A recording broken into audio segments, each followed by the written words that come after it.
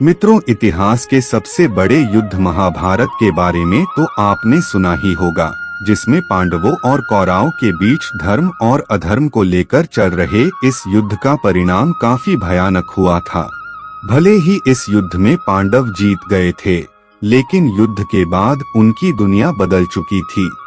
18 दिनों तक चले इस युद्ध में कई योद्धाओं ने भाग लेकर अपने प्राणों का बलिदान दिया था। ऐसे में क्या आपने कभी ये जानने की कोशिश की है कि उन योद्धाओं के बलिदान के बाद उनकी पत्नियां जब विधवा हो गई तो उन विधवाओं का क्या हुआ? क्या उन सभी विधवाओं ने अपने प्राण त्याग दिए या फिर उनके साथ कुछ और ही हुआ? अगर आप भी इन सभी सवालों का जवाब जानना चाहते हैं तो बने रहें हमारे साथ वीडियो के एंड तक। नमस्कार मित्रों, स्वागत है आपका आज के इस नए वीडियो पर एक बार फिर। मित्रों, महाभारत ग्रंथ में आश्रम वासी पर्व के 33वें अध्याय में कुरुक्षेत्र के मैदान में वीर गति को प्राप्त सैनिकों के विधवाओं के बारे में जानकारी मिलती है, जिसके मुताबिक महाभारत युद्ध के बाद पांडवों को हस्तिनापुर का राज्य मिल गया था। पांडव पुत्र युधिष्ठिर का हस्तिनापुर के नरेश के रूप में राज्य अभिषेक किया गया। अन्य भाइयों को भी हस्तिनापुर राज्य के अलग अलग महत्वपूर्ण जिम्मेदारियां सौंप दी गई। युधिष्ठिर के बाद भीम को हस्तिनापुर का उत्तराधिकारी भी घोषित किया गया। प्रजा भी इनके शासन में काफी खुश रहने लगी। पांचों पांडव अपने जिम्मेदारियों को निभाने के साथ साथ ज्येष्ठ पिता धृतराष्ट्र, अपनी बड़ी मां गांधारी और अपनी माता कुंती की सच्चे मन से सेवा किया करते थे। पांडवों की सेवा से धृतराष्ट्र और गांधारी समय के साथ अपने पुत्रों के शोक से बाहर आ गए और इसी तरह 15 साल का समय बीत गया। लेकिन एक दिन अचानक धृतराष्ट्र के मन में राजमहल छोड़कर वन में जाने की इच्छा हुई। इसके बाद उन्होंने युधिष्ठिर के सामने अपनी इच्छा को प्रकट करते हुए कहा कि हे युधिष्ठिर, अब हमारा मन राजमहल में नहीं लगता, इसलिए हम चाहते हैं कि बचा हुआ जीवन वन में बिताएं। तुम हमें वन में जाने की आज्ञा दो। अपने ज्येष्ठ पिता के मुंह से ये बातें सुनकर युधिष्ठिर बहुत ही दुखी हो जाते हैं, लेकिन वो उनकी बातों को टाल भी नहीं सकते थे और विदुर भी युधिष्ठिर को इसके लिए समझाते हैं। जिसके बाद युधिष्ठिर वन में अपने ज्येष्ठ पिता के रहने के लिए कुटिया बनवा देते हैं और उन्हें जाने की आज्ञा दे देते हैं। जब धृतराष्ट्र जाने लगते हैं तो गांधारी, माता कुंती, विदुर और संजय भी उनके साथ चलने लगते हैं। कुछ दिन ऐसे ही बीत जाते हैं और इधर पांचों पांडव भी उनके जाने के बाद अपना पूरा ध्यान अपनी प्रजा की सेवा में लगा देते हैं। हस्तिनापुर की प्रजा भी पांडवों की सेवा भाव से काफी प्रसन्न रहती है, लेकिन इस प्रजा में शामिल विधवा स्त्रियां शोक में रहती हैं, जिनके पति कुरुक्षेत्र के मैदान में वीर गति को प्राप्त हो गए थे। अपने पतियों के शोक में वो स्त्रियां हमेशा रोती और बिलखती रहती हैं। युधिष्ठिर चाहकर भी उनके दुखों को दूर नहीं कर सकते थे, क्योंकि उन्होंने खुद अपने लोगों को अपनी आंखों के सामने मरते हुए देखा था। कुछ दिन ऐसे ही बीत जाते हैं। फिर एक दिन पांडव में से सबसे छोटे भाई सहदेव को अपनी माता कुंती से मिलने की इच्छा होती है।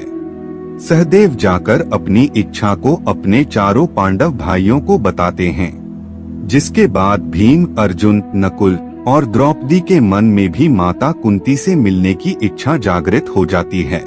सबके कहने पर हस्तिनापुर नरेश युधिष्ठिर अपने सेनापति को आदेश देते हैं कि वो सभी के वन में जाने की व्यवस्था करे।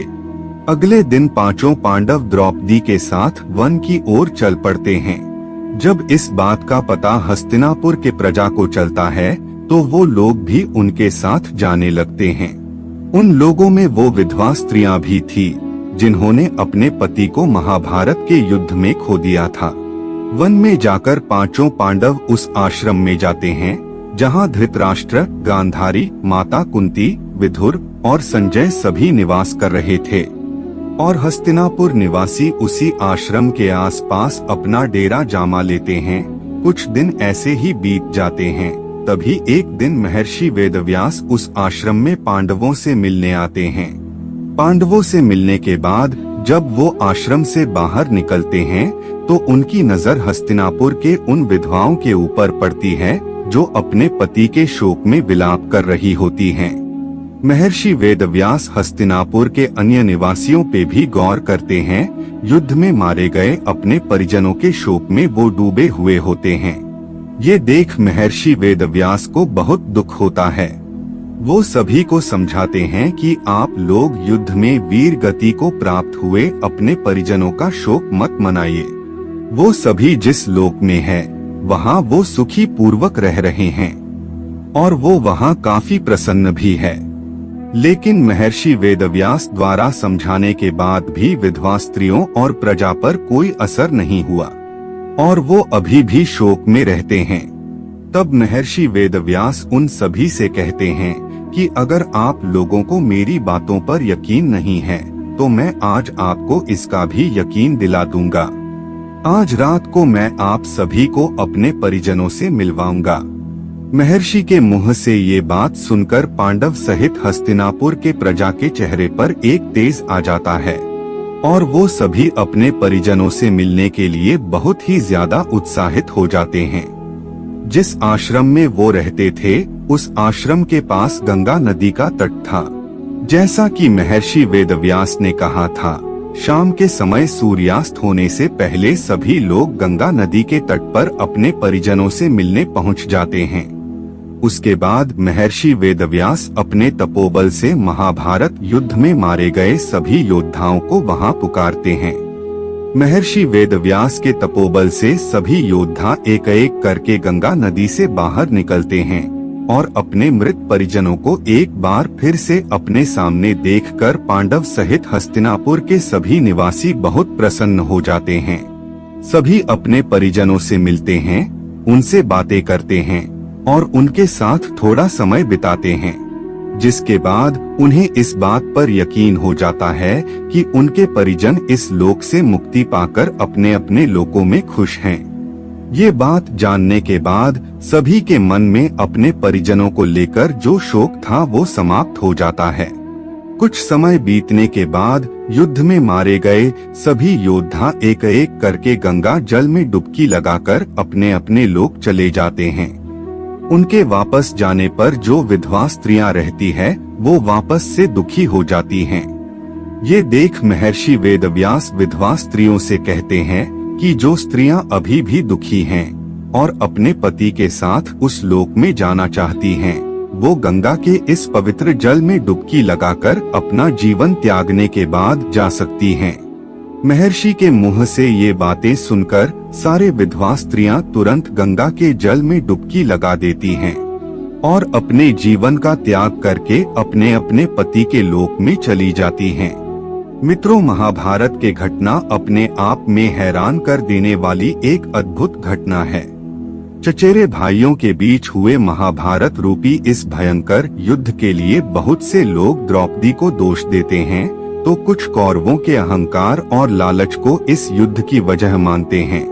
वहीं कुछ ऐसे भी हैं जिनका कहना है कि शकुनी की वजह से महाभारत के इस युद्ध के पृष्ठभूमि का निर्माण हुआ।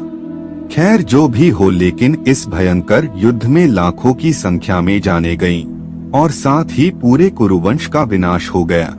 मित्रों, कहा जाता है कि महाभारत युद्ध के बाद हस्तिनापुर पर पांडवों ने 36 वर्षों तक राज्य किया।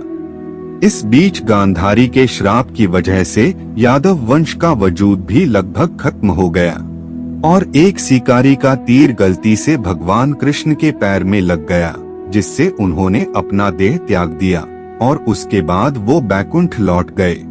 कहा जाता है कि भगवान कृष्ण के बैकुंठ लौटने के बाद ऋषि वेदव्यास आकर अर्जुन को इस बात की सूचना देते हैं और बताते हैं कि उनके और उनके भाइयों के जीवन का उद्देश्य भी अब पूरा हो गया है। जिसके बाद युधिष्ठिर अपने पड़पौत्र परीक्षित को हस्तिनापुर का राजकाज सौंपकर अपने सभी भाइयों और द्रौपदी के साथ हिमालय की ओर निकाल पड़ते हैं ताकि वो स्वर्ग जा सके। लेकिन रास्ते में एक एक कर सारे पांडवों की मृत्यु हो जाती है। यहाँ सबसे पहले द्रौपदी की मृत्यु होती है और सबसे आखिरी में भीम के। इन सभी की मृत्यु उनके अभिमान, उनकी अभिलाषा और उनकी इच्छाओं की वजह से होती है। लेकिन कहा जाता है कि युधिष्ठिर ही अकेले ऐसे पांडव थे जिनको किसी भी बात का अभिमान नहीं था, इसलिए वो अपने शरीर के साथ स्वर्ग पहुंच पाए थे। लेकिन मित्रों, आपको जानकर हैरानी होगी कि युधिष्ठिर के स्वर्ग पहुंचने के कुछ देर बाद उनके चारों भाई और द्रौपदी भी स्वर्ग पहुंच जाते हैं। दरअसल जब युधिष्ठिर स्वर्ग के दरवाजे पर पहुंचते हैं तो उन्हें वहां पर देवराज इंद्र मिलते हैं। देवराज इंद्र को अपने सामने देखकर युधिष्ठिर ने उनसे कहा कि मेरे चारों भाई और द्रौपदी यात्रा के बीच में ही गिरकर अपने प्राण गंवा बैठे हैं, कृपा करके उन्हें भी अपने साथ ले आइए। इसके बाद इंद्र ने युधिष्ठिर को बताया कि उनके भाई और द्रौपदी पहले ही शरीर छोड़कर स्वर्ग पहुंच गए हैं, लेकिन सिर्फ युधिष्ठिर को अपने शरीर के साथ ही स्वर्ग जाने का मौका मिला है। दरअसल मित्रों, ऐसा करने के पीछे भी एक वजह थी। जब महाभारत का युद्ध चल रहा था और द्रोणाचार्य पांडवों और उनके सेना पर भारी पड़ रहे थे, तब युधिष्ठिर ने उनके बेटे अश्वत्थामा की मौत की झूठी खबर दी थी, जिससे द्रोणाचार्य ने हथियार डाल दिए थे और मौका पाते ही पांडवों के तरफ से लड़ रहे द्रौपदी के भाई धृष्टद्युम्न ने द्रोणाचार्य का वध कर दिया था। इस वजह से उन्हें अपने भाइयों और द्रौपदी से अलग होकर स्वर्ग प्राप्त हुआ और इसी वजह से देवराज इंद्र ने उन्हें एक देवदूत के साथ कुछ देर के लिए नर्क में भी भेजा था, जहां उन्हें न केवल समय बिताना पड़ा था बल्कि वहां उन्हें बाकी पांडव भाई कर्ण, अर्जुन, नकुल, सहदेव, भीम और द्रौपदी के रोने को आवाजें भी आ रही थी। तो मित्रों, ये है महाभारत के बारे में कुछ रोचक जानकारी। आपको पसंद आई हो तो वीडियो को लाइक और शेयर जरूर करें और वीडियो को अंत तक देखने के लिए आपका बहुत बहुत धन्यवाद।